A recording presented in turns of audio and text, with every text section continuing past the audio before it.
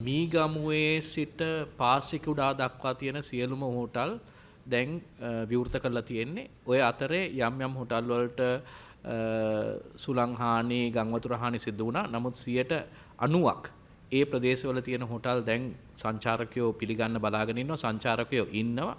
ඊළඟට අපේ අනුරාධපුර පොළොන්නරුව ඒ පැත්තෙත් සීගිරිය දඹුල්ල පැත්තෙත් යාපනයේත් ඒ පැතිවලත් හෝටල් දැන් සංචාරකයෝ ඉන්නවා. සංචාරකයෝ ලැබීමට බලාපොරොත්තු වෙමින් ඉන්නවා. ඉතින් එහෙම බැලුවාම දැනට අපිට ප්‍රශ්නයක් හැටියට තියෙන්නේ නුවර සහ නුවරඑළිය. ඒකටත් ඉදිරි දින දෙක තුනල අපේ සභාපතිතුමා පැවසූ පරිදි ඒකටත් අවශ්‍ය වතුර, විදුලි බඩය, ඒ ඇක්සස් පාරවල් ටික හැදුනහම ඒ ප්‍රදේශවලත් යම් යම් හානි වෙච්ච හෝටල් තියෙනවා. නමුත් හානි නොවෙච්ච හෝටලුත් තියෙනවා. ඒ ප්‍රදේශවලත් සංචාරකයන්ට විවෘත වෙන්න අපි බලාපොරොත්තු වෙමින් ඉන්නවා. නමුත් මෙතන තියෙන ප්‍රධාන ගැටලුව බොහෝ දෙනා හිතනවා වතුර නැහැ, විදුලි බලය නැහැ, මේ සේවකයෝ නැහැ, කෑම වල හිඟයක් තියෙනවා කියලා. දැන් මම මේ කිව්ව ප්‍රදේශවල ඒවයෙන් කිසිම ගැටලුවක් නැහැ. ඇත්තටම මීගමුවේ සිට පාසිකුඩා දක්වා ඒගොල්ලන්ට මේ විදුලි බලය ඇනේ හිටියෙම නැහැ. එතකොට වතුර වල ගැටලුවක් තිබුණෙත් නැහැ. ආහාර පාන ගැන ගැටලුවකුත් නැහැ. ඉතින් ඒ නිසා අපි කියන්න සතුටුයි අද සංචාරකයෝ වෙනුවෙන් අපේ හෝටල් කර්මාන්තයේ යෙදී සිටින හෝටල් සංගමයේ ඉන්න හෝටල් වල මේ පහසුකම් වලින් කිසිම අඩුවක් නැහැ.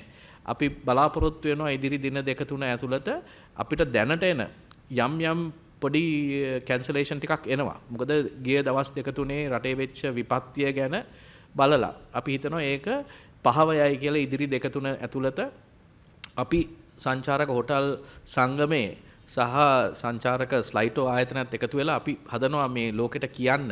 මම හිතනවා අපේ සභාපතිතුමත් ඒකට සම්බන්ධ වෙනවා. ලෝකෙට කියන්න මෙහෙම දැන් ගැටලුවක් නැහැ.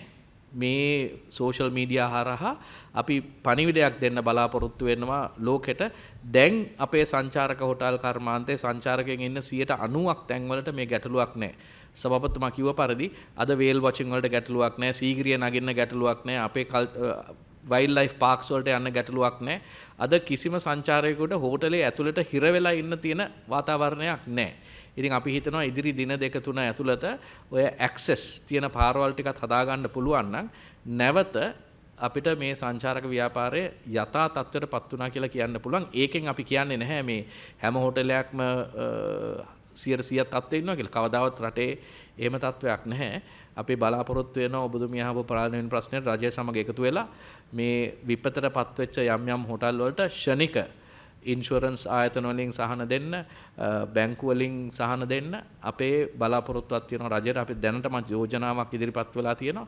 මේ තාක් අපි රජයට කරපු යම් යෝජනා ටිකක් තියෙනවා. ඒ කියන්නේ ඉමිග්‍රේෂන් එකෙන් වීසා එක්ස්ටෙන්ඩ් වෙච්ච අයට නොමිලේ එක සපයන්න.